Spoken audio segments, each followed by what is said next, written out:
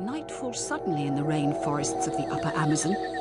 One moment, the little clearing was bathed in greenish gloom by the light filtering through the dense carpet of the treetops overhead.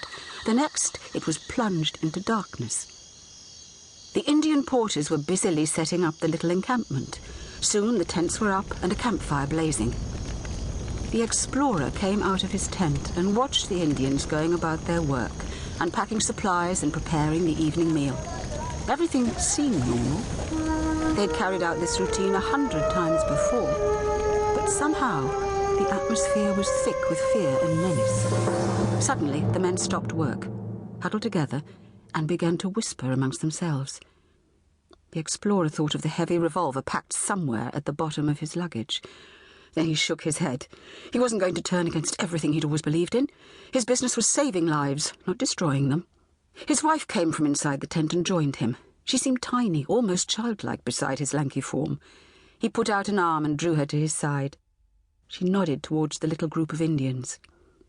"They're still on the warpath, then?" He nodded his head. "You're telling me, love, you could cut the atmosphere with a machete." They stood for a moment, listening to the low voices of the Indians.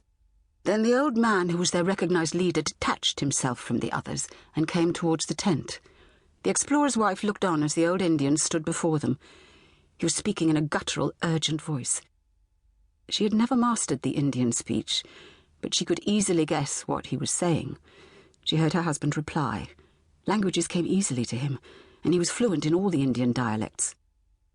Perhaps it was something to do with being Welsh, she thought. After that, other languages must seem simple.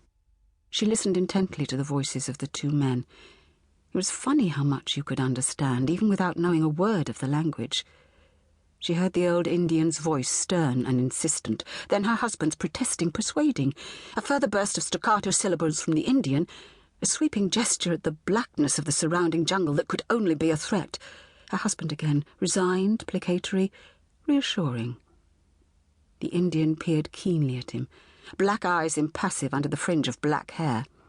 He gave a final satisfied grunt and strode across the clearing. She could hear him talking to the others in a low voice. After a moment, the porters started working again.